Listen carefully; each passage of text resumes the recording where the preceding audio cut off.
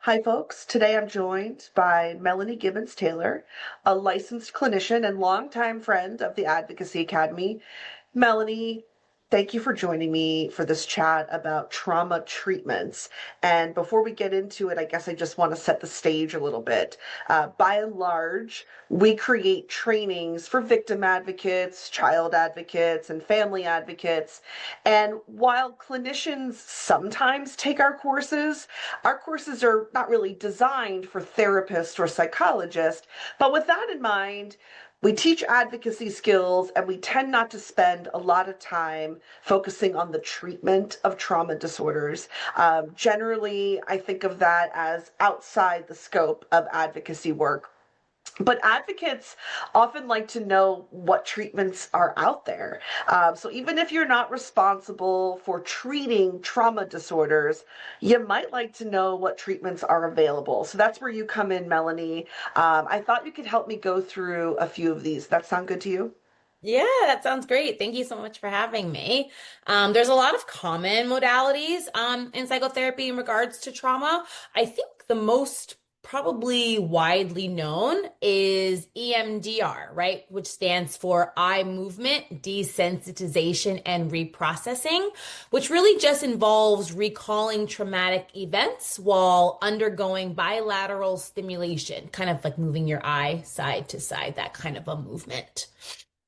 It's always seemed like such a strange modality to me, and yet so much evidence to support its effectiveness. And it really just like helps reprocess those traumatic memories and reduce their intensity. So I've read a lot about it, even though I haven't had a lot of training in it myself. What about various cognitive therapies?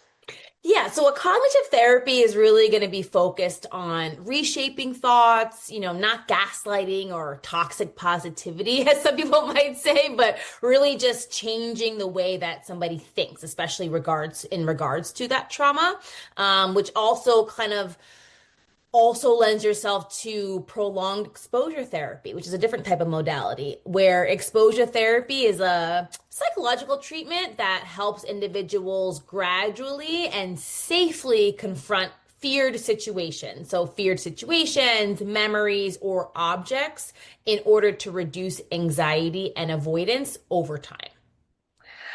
Yeah, yeah. I've been learning more and more about narrative therapy, which is a really interesting area for me. It's this like approach to counseling that's really collaborative, and it helps people reframe and rewrite their stories that they tell about their lives. And it gives them this chance to like re-emphasize different parts, like what strengths they have, or what values they have, or how they like to see themselves as their identity. And it can be a really powerful way to reframe or reconstruct a narrative about one's trauma when they get the chance to just tell it their way. It also makes me think a little bit about things like art therapy and music therapy, where people get the chance to express their emotions related to their trauma and have a kind of cathartic release. And what else is there, Melanie? Yeah, those are really good ones in the narrative therapy and art therapy. And there's also another one, the internal family system. So, really, this is a therapeutic approach that helps individuals explore and harmonize their internal parts, as they say, or subpersonalities, which really helps them to foster self-leadership and healing through compassion and curiosity. So that's another modality that's used oftentimes in, when helping with, traumatic instances. Yes, and it's gaining more and more traction. I mean, Yeah. I compared to some of these other ones, I actually know people who have specialty areas in IFS, which is pretty cool. And Yeah. I was thinking it might be helpful for people to know that there are a bunch of things that you might consider like a nice adjunct to therapy, like where you're in addition to going to therapy where you might be doing EMDR or narrative therapy or IFS or one of these things that we just talked about, sometimes you can attach something else that can be really helpful for healing trauma.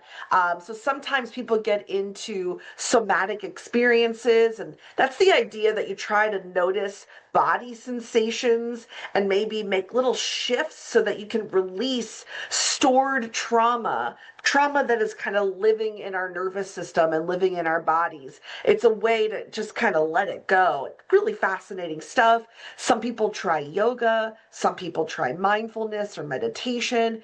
There are even some drug assisted therapies. And again, we don't need to get into all the details.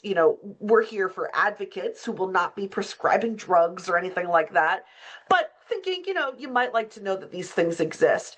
Mostly, I think advocates feel more comfortable knowing that there is some help out there.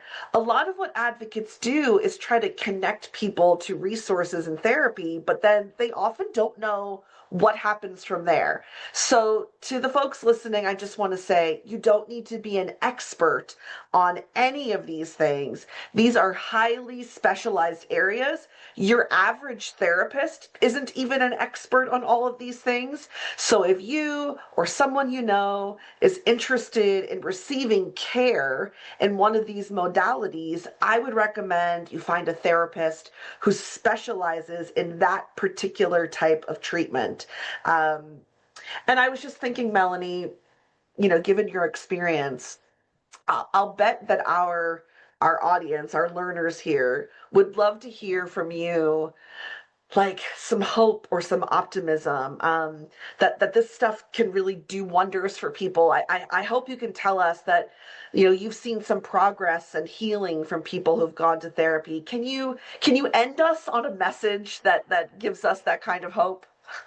Yes, I mean, I'm so glad to be here. And I think that, like we talked about, all of these different things are ways in which people heal, right? So, like you said, when you have a specialist or a therapist who specializes in one of these modalities, I have seen personally firsthand as a therapist, people really begin to heal. I mean, anything from childhood trauma to relational trauma later in their adulthood to trauma with parents and things like that. There are ways that people can heal. Yes, trauma changes you, but that doesn't mean that you have to be changed for the worse and stay that way forever.